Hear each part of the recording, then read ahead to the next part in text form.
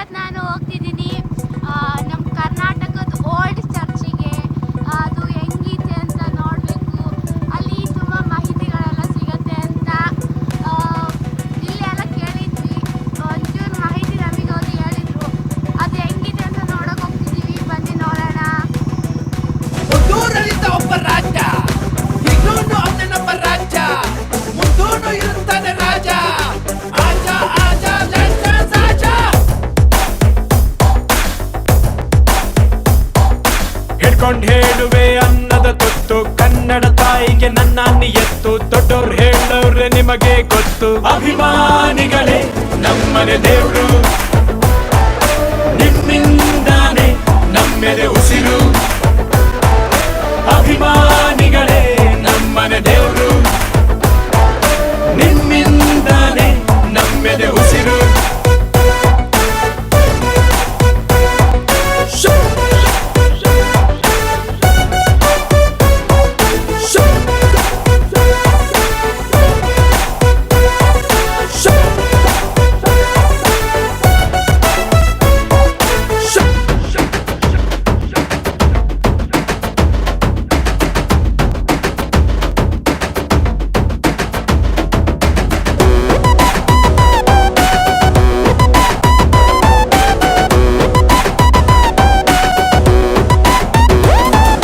ನಿಮ್ಮನ್ನು ಪೂಜಿಸುವ ಭಾಗ್ಯ ನನದು, ಯಾವತ್ತು ಕೈ ಮುಗಿವೆ ಮಾ ಸ್ವಾಮಿ. ನನ್ಗ್ಯಾವ ಅಡ್ರೆಸ್ಸು ಬೇಕಾಗಿಲ್ಲ, ನಾನೆಂದು ಕನ್ನಡದ ಆಸಾಮಿ. ತಂದೆಗೆ ಫ್ರೆಂಡ್ಸ್, ನಾನು ಬರ್ಬೇಕಾದ್ರೆ ಹೇಳಿದ್ದೆ, ಹಾಸನ್ ಟು ಮೊಗ್ಗೆ ಹೋಗೋ ರೋಡಲ್ಲಿ ನಾವು ಕರ್ನಾಟಕದ ಓಲ್ಡ್ ಚರ್ಚಿಗೆ ಬಂದಿದ್ದೀವಿ. ಇಲ್ಲಿ ಕ್ರಿಶ್ಚಿಯನ್ಸ್ ಅವರೆಲ್ಲ ಆವಾಗ ವಾಸವಾಗಿದ್ದರು. ಇದನ್ನು 1860ರಲ್ಲಿ ಕಟ್ಟಿಸಿದರು. ಮತ್ತು ಸರ್ಕಾರ ಕಡೆಯಿಂದ ಒಂದು ಅನುಮತಿ ಬಂದಾಗ 1975ರಲ್ಲಿ ಡ್ಯಾಮ್ ಕಟ್ಟಿಸಿದರು. 120 ವರ್ಷ ಆದ ನಂತರ ಇಲ್ಲಿ ಡ್ಯಾಮ್ ಕಟ್ಸಿದ್ರಲ್ಲ, ಇದು ನೀರು ಫುಲ್ ಮುಳುಗೋಗ್ಬಿಟ್ಟಿತ್ತು. ಇಲ್ಲಿರೋ ಜನಗಳೆಲ್ಲ ಬೇರೆ ಕಡೆ ಶಿಫ್ಟ್ ಆದರು. ಬರೀ ಚರ್ಚ್ ಮಾತ್ರ ಉಳ್ಕೊಂಡಿತ್ತು. ಇಲ್ಲಿ ಕೆಲವರು ಹೇಳ್ಬೇಕಂದ್ರೆ ನಮ್ಮ ಅಪ್ಪು ಸರ್ರೇ ಇಲ್ಲಿ ಬಂದು ದೊಡ್ಡ ಮನೆ ಹುಡುಗ ಲಾಸ್ಟ್ ಸೀನು ಫೈಟಿಂದು ಇಲ್ಲೇ ತೆಗ್ದಿದ್ದವರು. ಮತ್ತು ಇವಾಗ ಬೇರೆನೂ ಒಂದು ಹೊಸ ಧಾರಾವಾಹಿನೂ ಇಲ್ಲಿ ತೆಗಿತವ್ರೆ. ಚೆನ್ನಾಗಿದೆ. ಹೆಂಗಿದೆ ಒಳಗೆಲ್ಲ ಏನಿದೆ ಅಂತ ಹೋಗ್ಬಿಟ್ಟು ನೋಡೋಣ ಬನ್ನಿ.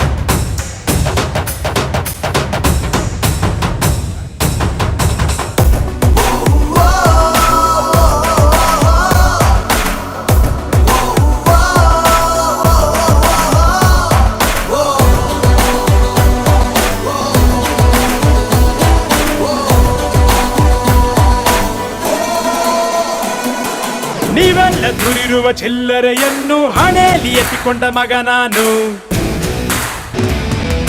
ತೊಟ್ಟಿಲು ತೂಗಿ ನನ್ನ ಬೆಳೆಸಿದಿರಮ್ಮ, ನಿಜವಾಗ್ಲೂ ನಿಮ್ಮ ಮನೆ ಮಗ ನಾನು. ಮತ್ತು ಫ್ರೆಂಡ್ಸ್, ಆ ಕಾಲದಲ್ಲಿ ಅದೇನು ಹೆಂಗೋ ಗೊತ್ತಿಲ್ಲ. ಈ ಕಾಲದಲ್ಲಿ ಬಾಕ್ಸ್ ಟೈಪ್ ಇಟ್ಕೆ ಸಿಗುತ್ತೆ. ಆ ಕಾಲದಲ್ಲಿ ರೌಂಡ್ ಆಗಿರೋ ಇಟ್ಕೆ ಸಿಕ್ತಿತ್ತು. ನೀವೇಳೆ ನೋಡ್ಬೋದು ಹೆಂಗಿದೆ ಅಂತ.